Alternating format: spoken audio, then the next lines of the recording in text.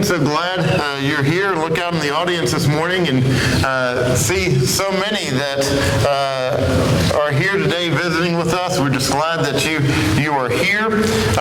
We have a number of our family that are away today. There was a teen workshop or retreat type thing going on in Orlando this weekend, and so several of our family are there. But we're just glad to have everyone here this morning. We're going to get right into our lesson. We have been looking at what we call the Sermon on the Mount. Matthew chapters 5, 6, and 7. Jesus here is laying out what it looks like to be in God's kingdom, what it looks like to live with kingdom values. He's talking to people who were living as Jewish, as Israelites, or living under the Jewish faith, rather, for their entire lives. They had been under the old law, and they had understood the old law. And he's now trying to get them to understand that they have to move to a different standard, that God is calling them to live the kingdom way, and he's trying to lay out what that looks like. So we're going to begin this morning. Our text is in Matthew chapter 5, beginning in verse 27, and we're going to start off today by reading our text in its entirety down through verse 32, where Jesus says, "You have heard that it was said, 'You shall not commit adultery.' But I say to you that everyone who looks at a woman with lustful intent has already committed adultery with her in his heart. If your right eye causes you to sin, tear it out and throw it away. For it is better that you lose one of your members than that your whole body be thrown into hell. And if your right eye, or if your right hand causes you to sin, cut it off and throw it away. For it is better that you lose one of your members than that your whole body go into hell. It was also said, 'Whoever divorces his wife, let him give her a certificate of divorce.' But I say to you that everyone who divorces his wife except on the ground of sexual immorality makes her commit adultery. And whoever marries a divorced woman commits adultery." Wow. That's tough stuff, right? This is a part of the Sermon on the Mount that oftentimes we just kind of move very quickly through. We don't spend a lot of time here because it is a passage that we struggle with for many reasons. But there is an overarching message here. And that message is that godly character starts in the heart. Godly character starts in the heart. The message here, there's a lot of things we're going to be looking at this morning, but the ultimate message is that it's not just about our actions. Because our actions are a reflection of what's where? What's in the heart. And so true godly character begins with our heart. It's going to come out in our actions, but it starts in our heart, and we have to be concerned with the condition of our heart. You see, how things appear on the outside can often be deceiving. And just because someone appears to be righteous doesn't mean that within their heart they truly are. And we've all recognized that you know, we often function on how things appear on the outside only to get a surprise, right? Well, let me give you an example. How many of you have gotten a bag of Doritos thinking you're going to get a bag of Doritos? And then you open up the bag and there's like 5 or 6 Doritos in that bag. It's 49% Doritos and 51% air. Right? It's deceiving. You have in your mind that you think you're getting something only to open it up, and on the inside it's something very different. How many of us have gone through a drive-through and we see a picture on the ordering board there of this burger that just looks great, right? You know, you see that burger and you're like, yeah, I think that's what I want. I want that burger, and then you get something that looks like that.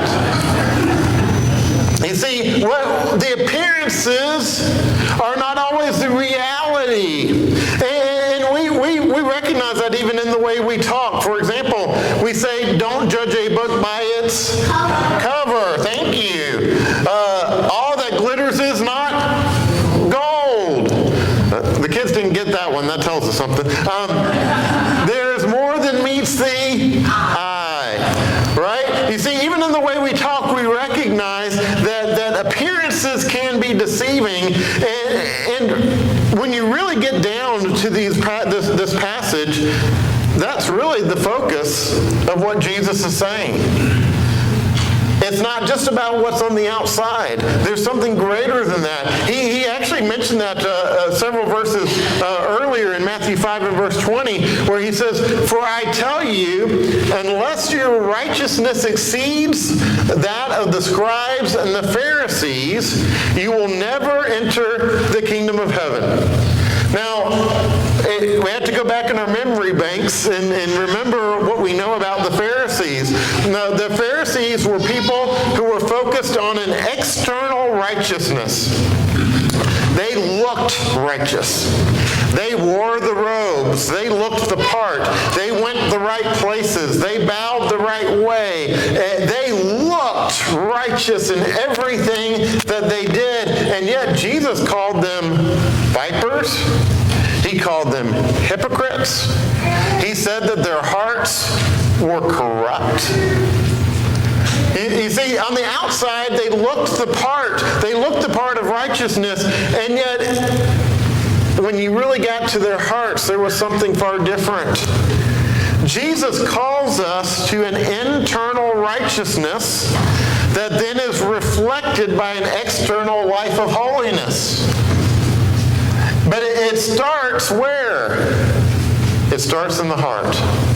And so this morning, here's the big idea we're going to focus on. The big idea is that God will not elevate me higher than the sin that I allow to rule over me.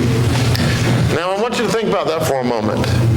Again, God will not elevate me any higher than the sin that I allow to rule over me. In other words, if I allow the sin of greed to rule in my life, I'm never going to rise above that spiritually. I'm going to be stuck right there, caught up in that sin. If I allow the sin of selfishness or self-focus to rule over me, that's where I'm going to be stuck. I'm not going to get past that. If I allow the sin of lust to rule in my life, I'm never going to rise above that. You see, our path through life is just lined with temptation. We have a spiritual enemy. His name is Satan, and he is here to tempt us throughout life to try to pull us away from that relationship with God. And he does that by getting us to focus on the externals and to forget about the internals. But you see, the temptation behind every temptation is to meet a God-given need in a God-forbidden way. Again, the temptation behind every temptation is to meet a God-given need in a God-forbidden way. Let's give some examples here so you can understand what we're talking about. God has created us with a need for rest. You know, we all have built within us, we were designed for where we need rest in our lives. And the older we get, the more we recognize that. And this weekend, boy, I'm feeling it, right? I am feeling it. I've had a tough weekend, and I am feeling that need for rest because God created us with that need. That is a God-created need. And yet the temptation is for us to fulfill it in a God-forbidden way. Laziness, being slothful, or choosing to sleep in on Sunday morning rather than going to Bible study or worship. You know, to choose to take rest over things that God's called us to. You see, that's what Satan does. He takes a God-forbidden or a God-given need, and he tries to get us to meet it in a God-forbidden way. Food is another example. We all need it. We were created by God to survive physically through food. Food nourishes our bodies. It keeps us alive. And yet the temptation is for us to meet that need through gluttony. I was watching a documentary this past week that compares the meal sizes of what we eat, our portion sizes of what we eat in the U.S. compared to other countries. I was amazed and appalled. No wonder we struggle with weight so much in this country, because we eat like 3 and 4 times the amount of food. We go to the restaurants, and what do we want? We want big portions, right? And the reality is we need, most of the times, a quarter of what we get in a restaurant is what we actually should be eating. We're provided 4 times the food of what we actually need. And so we've gotten caught up in our country. We live in a country that is all caught up in gluttony. And what are we doing? We are meeting a God-given need in a God-forbidden way. God's created us with a need for intimacy. The sex drive is part of that, but we were created with a need for intimacy. And the temptation is to meet a God-given need in God-forbidden ways. You see, that's what Satan does. Satan tries to get us off track, and he tries to get us away from focusing on the heart and get involved in actions that are contrary to what God wants for us in our lives. But it ultimately really boils down to this question: who is ruling over your desires? Who is ruling over the desires of your life? So that leads us to the first point this morning that we find in Matthew 5, and that is that Jesus has called us out of self-focused lust. Jesus has called us to come out of that life of trying to meet our needs in a self-focused way. Let's look again at what he says in verses 27 through 30. He says, "You have heard that it was said, 'You shall not commit adultery.' But I say to you that everyone who looks at a woman with lustful intent has already committed adultery with her in his heart. If your right eye causes you to sin, tear it out and throw it away. For it is better that you lose one of your members than that your whole body be thrown into hell. And if your right hand causes you to sin, cut it off and throw it away. For it is better that you lose one of your members than that your whole body go into hell." Now, Jesus is using hyperbole here to make an important point. Jesus is saying that we've got to focus on our eternal soul, and that matters above all else. And so he's talking to those who knew the old law, and he's telling them, he says, you were always taught that you are not to commit adultery, and that's correct. He says, but you have to really go to the root of the issue. And he says, so I'm telling you that if you get caught up in lust, and if you are looking at another person with the intention of lusting after them, then within your heart you've already committed that sin. You've already done those things. You've done it, but you've done it in your heart. And so Jesus says, this is such a serious thing that you would be better off to rid yourself of the parts of your body that are causing the offenses for you than to be subject to the punishment that will come as a result. Now, he's not telling us to go and dismember ourselves. He's not saying that at all. This is hyperbole to illustrate the point, to tell us how important this is to our lives. Because you see, we start off, things just seem so innocent when they begin. We have so many things in life just seem so innocent, and we don't stop and think about the dangers. My guess is, and I'm not asking for a show of hands, but my guess is just about every person in this room, with the exception of some of our younger children, has a cell phone. right? We all have them. Most of them are smartphones. We could debate what that actually means or whether that's accurate, but we call them smartphones because they're basically a mini computer in our hands, and they seem innocent. They seem extremely innocent. And yet we have an epidemic in our country of teenage boys who are dealing with addictions because of the access that they have on that little handheld device. We actually have young ladies today that are caught up in addictions, similar addictions. We never thought that would be the case, but they're caught up in similar addictions. It's not nearly to the level of what teenage boys are. But we have over half of our boys in this country that they say are now caught up in addictions because of what they have access to.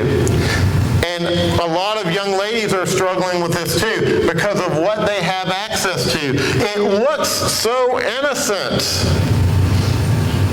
It looks like something that we would never stop to think could be dangerous, and it has many good uses. And yet, there's tremendous danger in the things that are available to us because of this, what appears to be this little innocent device. You know, have you ever seen a baby raccoon? Baby raccoons are just cute, right? They are just adorable.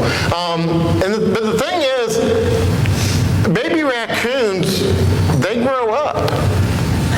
They grow up, and what appears to be cute really cannot be trusted. There was a woman in Missouri who had found a baby raccoon that had gotten separated somehow from its mother, and so she nursed it and raised this raccoon, and it became a pet for her. And so she started posting on social media this series of posts throughout, over the course of months of her raising this baby raccoon and how cute and adorable it was and how she was loving this baby raccoon. And so there was a zoologist that had been following her post. And so he sent a message to her, a response to her on her social media, and he said, listen, you need to understand that raccoons, when they reach adulthood, there is something within them that they can go wild and go crazy at a moment's notice for no reason at all. As babies, they don't do that. But when they reach adulthood, they can just turn at a moment, and they can cause a lot of damage. And you'll never guess what this woman's response was. Her response was, well, my raccoon is different. He's not like that. Sound familiar? Yeah, my raccoon's different. He's not like that. But then 3 weeks later, she was having multiple reconstruction surgeries on her face after that raccoon turned on her and mauled her. You see, it seemed innocent. It seemed like it couldn't possibly cause any kind of damage, and yet it caused tremendous damage to her in her lives. Our inward desires may seem innocent because, man, they're just inward desires. Nobody knows about them. Nobody knows what I'm thinking. Nobody knows what I'm feeling. The problem is our inward desires can come out, and often will come out as outward actions. The law said, don't commit adultery. But Jesus said the heart should not even want to commit adultery. Get to the heart of it. He says it's not about just committing the act. You should never allow your heart to get to that place where it will allow it. Charles Spurgeon said it this way. In one of his writings, he wrote this. He said, it is easier to crush an egg than to deal with a full-grown cobra later. In other words, it's easier to take care of it at the very beginning. Don't let it even grow. Than temptation and sin mature in our lives to the point that it comes out in actions and we're mauled by a vicious raccoon. The Apostle Paul says this in Colossians chapter 3 and verse 5. Colossians 3 and verse 5, he says, "Put to death, therefore, what is earthly in you, sexual immorality, impurity, passion, evil desires, and covetousness, which is idolatry." Notice what he says here, put to death what is earthly where? In you, in your heart. He says, deal with the condition of your heart. Peter says something very similar in 1 Peter chapter 2 and verse 11, where he says, "Beloved, I urge you." In other words, I plead with you, I beg you, as sojourners and exiles, to abstain from the passions of the flesh, which wage war against your soul. You see, what it really boils down to is Jesus has called us out of this self-focused lust. He says, get it out of your heart. Get it out of your life. Because if you don't, it's going to wreak havoc on your soul and on your life. But the second point, and the final one this morning, is that Jesus then calls us into self-giving love. Jesus says, remember what really matters. Focus on what's truly important.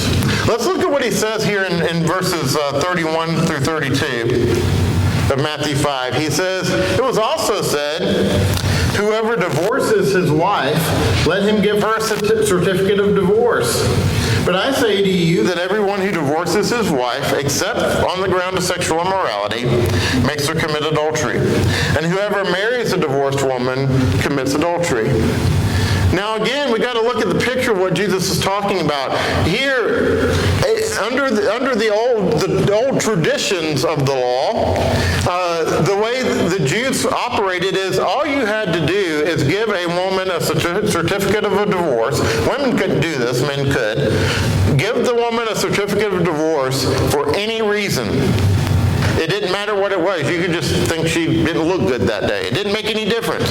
For whatever reason, you give her a certificate of divorce, and it was literally, you just write it out on parchment or whatever. You just write it out and you give it to her. And you're divorced.